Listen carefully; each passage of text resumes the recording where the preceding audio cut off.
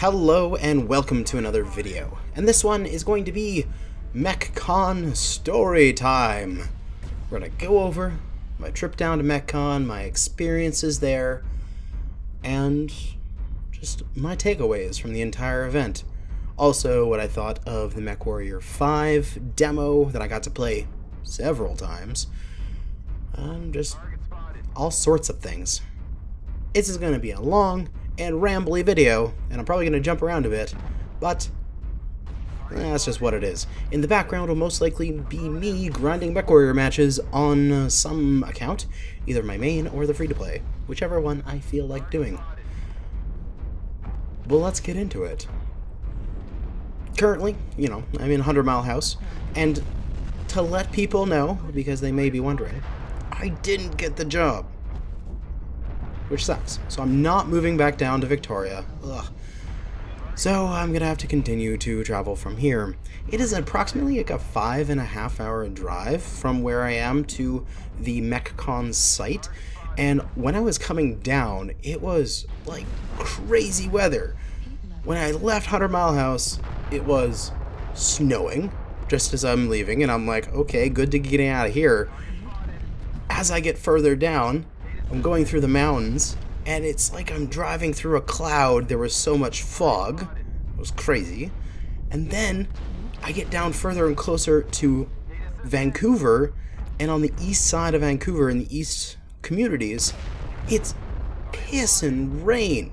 Like, so much rain that at one point, at a low spot in the road where, it was like a little dip, there was enough water built up that I'm just driving along, sort of just holding my steering wheel like I normally do, and then there's enough water on the road that it grabs my tires and jerks me to the side and causes me to turn a little bit, and I have to like grab my wheel and correct in order to stay in my lane. And it was crazy. Pouring rain, lots of traffic. Ugh. But I made it. Made it down to MechCon, got all checked into the hotel, which, great hotel. Just like a 5-minute walk from the convention site. I just parked my truck and just walked for the rest of the weekend. It was glorious. Spent the first day just hanging out and exploring around the area, loading up my hotel room with snacks and things, as, I'm gonna need those in the evenings when I want to relax after the convention. And for day one of the convention, we go over there. I get myself signed in. I'm hanging out in the lobby area, meeting people up. See Majestic there. See people like Lamental Jester and Complete Failure and Nutty Rats and all those kind of people in the lobby area. There's George Ledoux and his, oh my god, Duncan Fisher, everybody's just hanging out. I didn't get VIP this year. I think Bombadil forgot me, but that's okay. That's okay. I got myself the standard pass, so all those other people got to go into the convention early, and I'm sitting outside the doors, boo-hoo. But then eventually we got to go in. They were still setting up and such. Pretty much the only thing that you were getting a jump on is if you wanted to get on the super pods or you wanted to get a t-shirt fast. Didn't actually end up getting into the super pods because I didn't have one of the tickets, and the lineups were far too long and too annoying for me to want to, so I didn't do that. But I did get to play MechWarrior 5 several times. We'll get to that in a minute. So eventually, I get to go in, I meander in, and I'm wearing this like one strap bag that I have. I love it. It's perfect for when you're just walking around town. You don't need to carry a lot of things beyond like a grocery bag and your wallet and your keys. It's essentially my man purse, and I'm okay with that. But I turn around after I've gotten in and I look back, and it just so happens I came in at the right time. I slipped in and I turn back and I see that security is like bag checking everyone, but they didn't check me. And then it dawns on me, oh, right. The place where I live is like 2,000 people for the population. Literally, there is forest, like untamed forest, 300 meters from my house, where I'm living. There is deer in town practically every day. A few weeks ago, or it was like a month and a bit ago, there was bear sighting in town, and there was bear scat like 20 feet from my truck where I park it outside. He was eating the apples off the apple tree out front. So it's completely normal for me to have a hunting knife in my bag. And I completely forgot about it. Just like, oh, right. This is not normal for most people. Everybody else that I have in my my government office and everybody else around town, we all have something on us, like a multi-tool or like a screwdriver or something weird. Because we have a bunch of people going out into the field, like all the range agrologists in the office, like, all have like a tool belt that they have when they go out to the field and they're checking on fences and they need to do stuff. They have tools on them, so it's completely normal for me. And then I'm like, oh right, it's not normal for people in a big city to carry a 6-inch knife in their bag.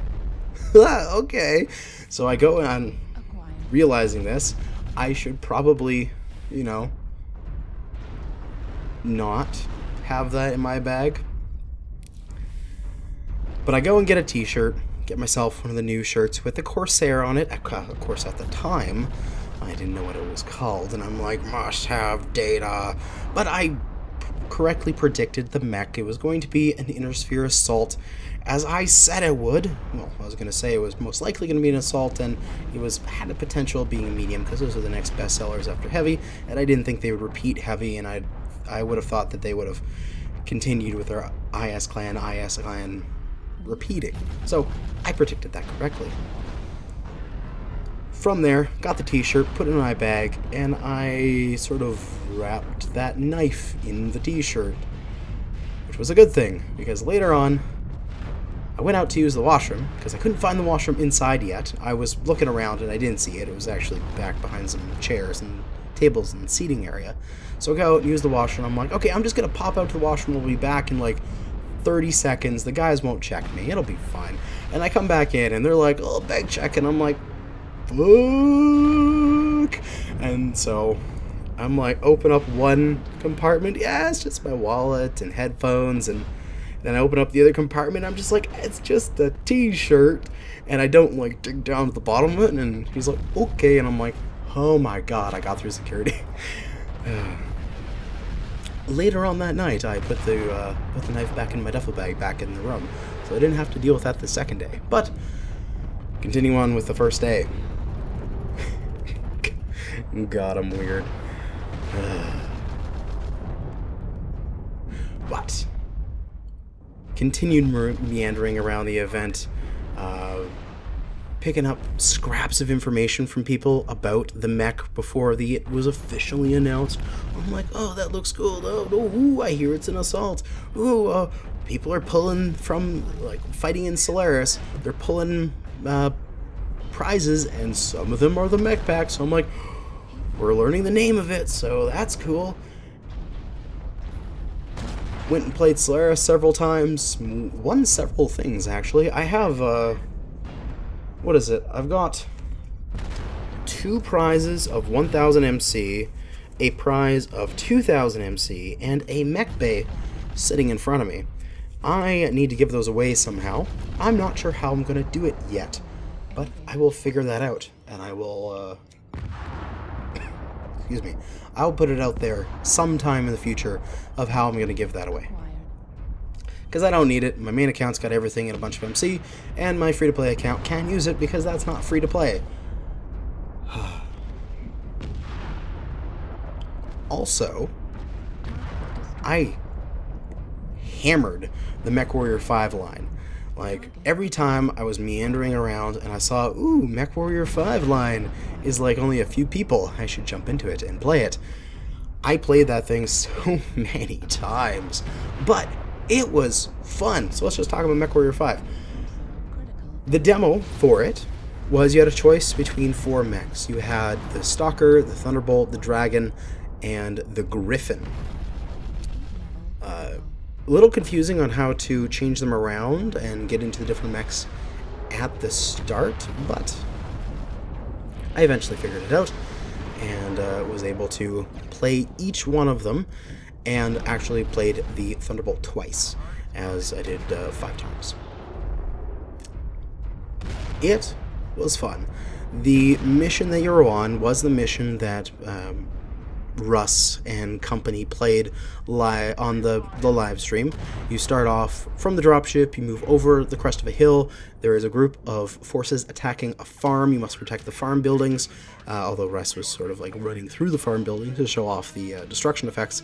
It doesn't matter, as long as you get like one building surviving, you succeed, and it's fairly easy. They actually dumbed down the AI in the demo so that people that were using the joystick and throttle stuff could do it on their first try and they could be successful, because they don't want it to be like super hard. And also they wanted you to fight multiple lances of enemies. Like the first fight is a bunch of like light tanks and a couple, I think it was it Myrmidons?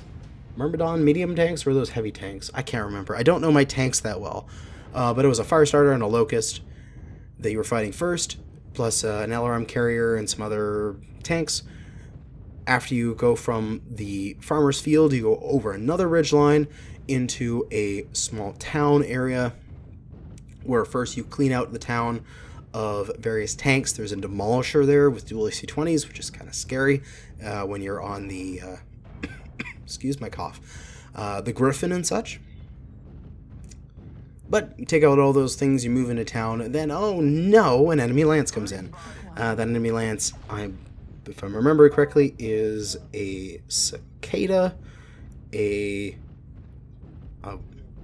want to say a hunchback, but I may be wrong. I can't remember. You can just go watch Raj's playthrough to get the exact mechs there, but I think it's 3 mechs. No, I think it's a cicada, a commando, and a banshee. And so you're like, oh my god, it's an assault. And so you have to all join up on the assault and beat them down to hell. Then, you know, you're in the middle of a destructible city, so you can like march through the buildings and shoot them up, and it's glorious. Actually, on my subsequent playthroughs, I rushed through the fights, and then I stayed in the areas, and I slowly picked away at the buildings with my weapons to see where the destructibility was, and it's actually pretty in-depth, where each sort of, like, the building will be like a grid, if you're looking down on it from the top, of like little small buildings there. I would say have like a 30 by 30 grid, and each grid is a separate sort of destructible chunk, and you can actually go in one side of it and with your weapons actually like clear out the center of it like it's a donut, and yeah, you can do some pretty good stuff. So the destructibility is really good in that city. The large buildings, you can't destroy their actual geometry, but you can like destroy their faces and have the destructibility on the outside of it, but they're still hard cover. So that's kind of nice. After you take out that lance, you take out a few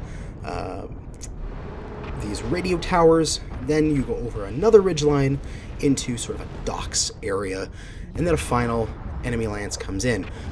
Before they do, you actually get a chance to repair and rearm. So repair stations, as they were in MechWarrior 4 and such, are back. You just walk into it, hold E, and once you've held E for a second, it snaps you into the center of it, and your mech shuts down. You go third person looking at the thing. You repair up most of your armor, like none of your internal structure, as far as I could tell. Most of the armor, not all of it, because I had several times where I was like bright red armor and it only went up to like yellow on the repair, so it must be like a percentage or a flat amount, and sometimes you just don't get fully repaired. And also got the ammo fully restored. I think it was fully. Not sure, because I didn't count, but I believe it was fully restored, which is great. So if you're running ammo-based builds, you can get things back at those repair stations. After you repair, enemy lance comes in. This has a marauder, a blackjack, a spider, and a hunchback. And you have to fight them down. Good old brawl. Best to focus fire. You can order your teammates around to target individual guys. So I'm like, everybody, kill the spider first. Alright, now, on to the blackjack. Now, and just sort of worked my way up until we took out the marauder at the end. Once the marauder goes down, your people talk about some stuff, and then it ends. And that's the playthrough. So the different mechs we had available will go from lightest to heaviest. There was the Griffin, had a pair of ER medium, not ER, pair of mediums, a large, and an LRM-5. And normally you'd just be like, oh my god, LRM-5, that's a waste of tonnage, you know, change it out with something else. But in MechWarrior 5, because there's little targets, like helicopters and little light tanks and things like that, that are kind of annoying to shoot at, and you don't really want to use your big guns on them, actually having a small tracking weapon like that, like an LRM-5 or an LRM-10 that was on the Dragon, is really nice to have, because you can be like, oh, there's a helicopter. Lock on, fire your LRMs. That's a dead helicopter. And I didn't have to use a lot of heat to do it, so I can use my lasers on tanks and enemy mechs and such. So MechWarrior 5, because we have those tanks and things, and there's sort of like an amount of target saturation that you have to deal with that have different sort of motions that they're taking,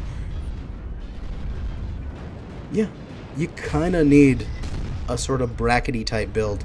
Not like super duper, but definitely when you're designing your mechs, it should be like, I have a weapon group that is good at taking care of tanks, and I have a weapon group that is good at taking care of mechs, and that's how I'll probably design my stuff. That's how I did it in MechWarrior 4, that's how I'll do it in MechWarrior 5. The other thing that Griffin did is it was the only one that had jump jets. Jump jets in MechWarrior 5 are kind of cool because it's not like MechWarrior Online where the instant you press the button, you're starting to rise. They have like a wind-up time almost. You have to press the button and you have to actually hold it for about a half second to a second, and it'll sort of prep your jets, and then after that you'll power up into the sky in like a nice fast jump. Then you have to let go, and as you're falling down, you have to remember that prep time, and you have to properly activate your jump jets before you hit the ground so that they activate right before you hit, so they slow you down and you don't take any leg damage. It's a little harder. It was a little interesting to get into compared to MechWarrior Online jump jets, which are a little, actually, not a little, vastly more responsive. Like, the moment you press the button, you're getting thrust.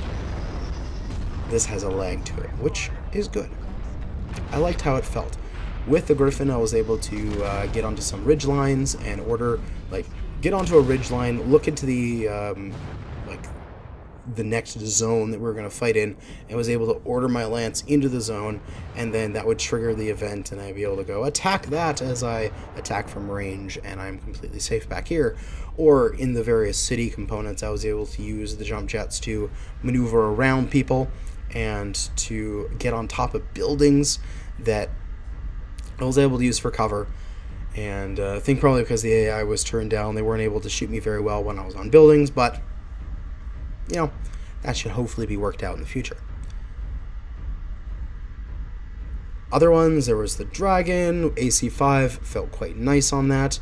It had an LRM-10 and some lasers. Also, it was a variable ball. It was able to torso twist like crazy, and also it was super fast, and it felt good being that fast. Next one up was the Thunderbolt, which was what most people played on because it was the default if you didn't change it. It had the machine guns, an LRM, an SRM2, a bunch of lasers. It was a dog's breakfast of a build. A little too much to be very useful, because I'm like, oh my god, how many buttons am I gonna do? Okay, left click will be for machine guns, right click will be for all lasers, 3 will be for LRMs, 4 will be for SERMs. This is too much. I can't keep all these things in my head at once.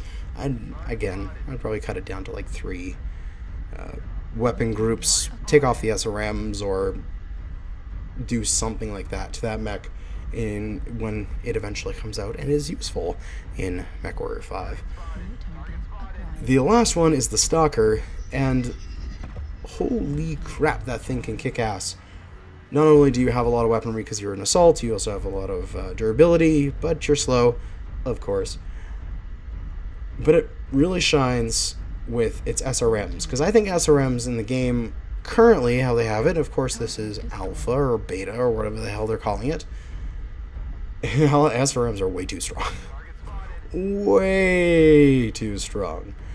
They have 0 spread, and so if you are looking at an enemy and you're like 300 meters away or whatever the max range in that game is, you can fire your SRMs and they will all hit the same component if you fire them well.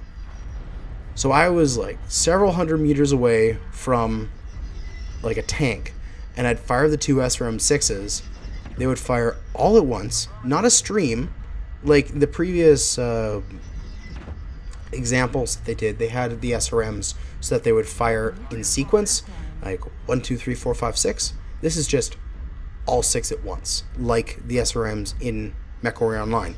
However, it's all no spread, super tight together, all hitting the same component, and just the SRMs alone allowed me to destroy the enemy mechs, because they turned into basically short-range ACs that, like, it was a pair of SRM6, so it was 12 missiles, and what, you got a couple damage per missile, so it was like an AC 20-something.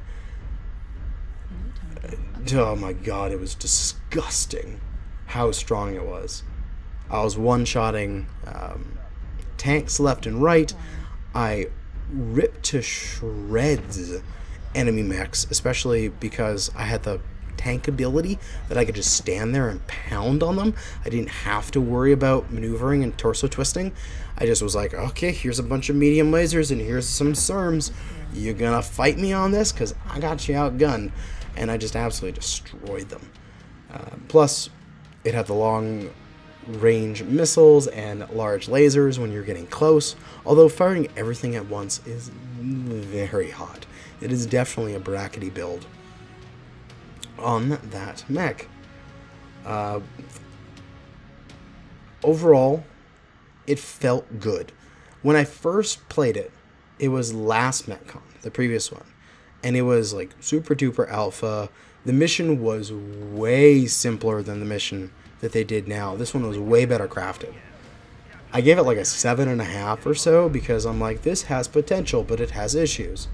This one I'd have to say is like an 8.5 now. They have improved it, but now they need to, like, from what they did last year, it improved. But now they need to actually make it even better, because I want it to be 110%. I want it to be the perfect MechWarrior game. My two main concerns were the very fast-moving mechs, the way they had the HUD on it, which you may not have noticed in Russ's stream because he was using the joystick, he wasn't flicking things around because he wasn't using a mouse. So when you're using fast mechs, especially with torso twisting and jumping and stuff, with, say, the Griffin and the Dragon, the way the HUD is sort of attached to its areas of the cockpit floats around a little bit if you're going too quickly, and it was kind of like nauseating, a little bit disorienting, having that sort of float around as I'm trying to do stuff separate from where the cockpit was moving. It was just too much moving things. So I advised there was a person there taking a bunch of feedback. I advised him that if you just had those a little bit tighter so that they stayed at their relative positions as you were moving around your mech, it would be a bit better. Also, this has never really been done in any MechWarrior title, but I think this should be something awesome and put into this game, is the battle grid, like the overview map. It didn't have anything on it. It was just a terrain relief of the map, and that's it. It showed you where you were and your landsmates were, and nothing else. So they haven't worked on it yet. But what I want there, what I desperately want, is that when you open the battle grid, the game turns into mini Mech Commander, such that you can select your guys with left click and drag boxing and stuff like that. And so it's like a mini RTS once you open the battle map, and you can like order them to move and order them to attack and set out paths that you can, you know, move through here, guard this area, and you can set all of these moves so you can order your guys specifically. Can you imagine how cool that would be in a MechWarrior title, where your AI aren't just these like three like trundling along idiots that are just following you like lost puppies, where you can be like, okay, ECM Raven 3L, can you go up that mountain, park on top of it, and get us spots? Okay, we can scout, we know what's in there. Stalker with a bunch of LRMs, go join him. ECM Raven, go down into the valley and start creeping up and getting us tag locks, while the LRM carrier is staying on the mountain and being forced to use long-range missiles so that the medium lasers it has aren't being used. So that way, like, well, previously what would happen if you had a person with like a bunch of LRMs but also a bunch of short-range weaponry, and you would say attack, they would like charge forward to where their short-range weaponry could be used, and you're like, no, those are backup weapons, you dumbass, you stupid AI. Then you could like force them to stay long range in one location and lob from there, and then you could set like another ally to be their defender, or you could say, you ally defend this area or defend this target or attack this area and like sweep and destroy. So you can have like Mech Commander Light in MechWarrior when you open your battle grid. That would be amazing. And then when you have co-op, it just turns into like orders and waypoints and things, so you can give your allies some coordination. Oh, that's the #1 thing that I can see as an improvement from what I saw. Of course, we know nothing about the economy and stuff like that, or the like how you select missions, how you run your dropship. We've just seen gameplay, just seen the fighting, and out of the fighting, it's super solid, but the only thing I want from it is way more control over my teammates. Oh, that'd be freaking glorious. After the mission is over, we actually did get to see a bit of the economy. We had no idea how much this is going to stick around and how they're going to change this, but you had a salvage screen where you've got all the different components and mech pieces from the mission. Then you can select each one, and it's essentially a point value. So a light weapon, like a small laser, could only be, say, 1 point to salvage from the field. But a larger weapon, like an AC-20, may be 2 points. And you only have a certain amount of points to salvage. So you have to decide, do I get a small amount of larger weapons that maybe are more valuable, or do I get a larger amount of smaller weapons, or some combination? Also, instead of salvaging them, you could go directly into selling them. Like, you could just scrap them. So instead of salvaging the AC-20 for use on one of your mechs, you could immediately get like 200 or 400 or however many thousand C-bills it was worth in addition to your contract payout. So if you need to, after a mission, oh, you have that decision. Do I get that great salvage, or do I get it and then sell it and make some additional dollars, which is quite nice. So that's the only part of the economy that we saw. Because you could get individual weapons, I assume there's going to be some form of customization, and I believe they covered that in their Q&A, which was later on that day. Wow, we're still on the first day, and we're like half an hour into this video. Story time, people. This is story time. So, we get to the MechWarrior Online, well, the PGI presentation. So, at 6 p.m. first day. They're talking a lot about MechWarrior 5, because that's the big thing. They announced that it's coming out in September of 2019, which was unexpected. We all thought that it was going to be like first quarter, maybe like February, March of 2019, because we didn't think it was delayed that much. Originally, it was supposed to come out now. It was supposed to be a launch party at MechCon for MechWarrior 5, but it's been delayed 9 months, which I'm okay with. I would rather that it came out correctly with all of its things in place than it came out incorrectly and got bad reviews. So take your time, get it right, and do it once. That's all that I ask. So I'm okay with waiting. We'll eventually get to it. Interestingly, there was like nothing for MechWarrior Online. Like no announcements for it. Essentially they said, yeah, the next big thing we're going to focus on in MechWarrior Online is faction play. And we have no idea what we're going to do, but we're going to ask the community soon. And we're going to set up some committees, and we're going to figure it out together.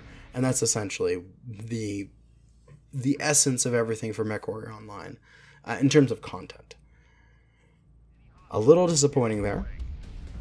I would have hoped that we would have had like some tangible thing there. Something put on a trailer which would look flashy. Russ mentioned that they didn't have anything that looks good on a trailer because they're just talking about stuff right now. They don't have any maps, which I specifically asked them in the QA of like, hey, Solaris City was like 9 or 10 months ago. When's the next map, or what are we going to do with maps? No maps until faction play changes. Although, what is it? I'm reading the Q&A rough transcript on Reddit. I think there will be another map, but we can't announce it today. I'd be shocked if you don't hear about a map later in spring. So, it's going to be like 3 months or something, 4 months, until we hear anything about maps. Which will mean it'll be over a year between maps. Which sucks. It makes me actually kind of wonder. I thought, and I may be incorrect, but I thought that when they announced MechWarrior 5, they said that it'll have no impact on MechWarrior Online because they're going to have an entirely separate crew for it. And there was that point when they were making consistent changes to maps. And they were having like every like it was, you know, every like, I don't know what it was, 4 months or so, they would have a map or a update to a map or something like that. And so it was relatively consistent. We get a few a year. And that's dropped off, but what could they be doing? Because they're not working on MechWarrior 5 because that's what my understanding was. I may be incorrect, but it doesn't feel right to me. Oh well. If MechWarrior 5 is amazing, I'll put up with it. But I am very happy that they're focusing on faction play. It was what I predicted in my my prediction video. That should be the next thing they focus on.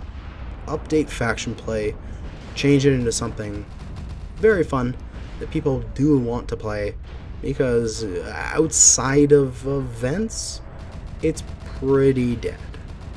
And that was sort of like their gameplay thing they announced. That was good. So I'm looking forward to giving my feedback and hopefully improving faction play so that it is awesome in the future. Other things they talked about were the Christmas giveaway, so the holiday giveaway or whatever you want to say. Pretty much exactly like I predicted, although having the 2 heroes again, I didn't expect them to do that, but it's quite nice. So I can predict that in the future, that they'll be continuing that thing. You get extra stocking stuffer clicks, which confirms that there'll be a stocking stuffer event, which typically always is. MC, C-Bills, Premium Time, Mech Bays, I think, or something along those lines. Some cockpit items or whatever. I forget what it is. Basically a bunch of good stuff. And all you have to do is log in for one day, and play a match where you don't fall asleep. And that's pretty much it. You get like 50 match scores. So you just have to alpha somebody like twice and then die. And you should get their match score if you're not completely horrible. But I'm sure that there will be like a person that's like, I got insta-gibbed right off the start and got 0 score. I didn't get my thing. But you do have like 36 hours or whatever to get it done, so that is good. I'm trying to look through Reddit and find the details of it, but I can't find it. Oh well. That is fine. The other thing they announced the Corsair. I've already put out my should you buy for that. Again, it was what I predicted with the Intersphere Assault. I really like the aesthetic of it, being the sort of slapped together pirate mech. That's pretty cool. And as far as I'm concerned and that I care, that's pretty much it. I'm not really that... of course, I'm not into the tabletop at all, so I didn't pay attention during that Q&A or presentation. I'm not really into Battletech that much. I'm going to finish my playthrough for YouTube, and then I might not play it after that, because it's fun. I may, like, binge it or something in the future, but it's okay. It's not my game I want to play right now. The RNG in it reminds me of stupidity from XCOM, and it makes me just like have bad memories. So if I can find like a mod that removes like all cockpit hits on your guys, so you don't have all of your main crew out for injuries because some stupid enemy cockpit hit you like 4 times in a row, that's how I feel about that. If I can find that mod, I'll play the game more, but oh my god, headshots make me want to cry. But yeah, that's pretty much it. I met so many people there, so many awesome people, too many to name. Went out to dinner with a few of them. They were awesome. You know who you are. That was a fun night. And then packed my stuff up, left the hotel at like 5 a.m. and drove back to 100 Mile. And I got back here like at 11 a.m. And then I'm like, I have the rest of the day off. And then proceed to just flop because I'm exhausted from the event. Give my voice a day or two to recover. Did the should you buy for the Corsair, and now I'm recording this. And that is where we are. And we've been rambling for 40 minutes. We're going to end it here. That was my adventure into MechCon this year. Thank you for listening to me ramble.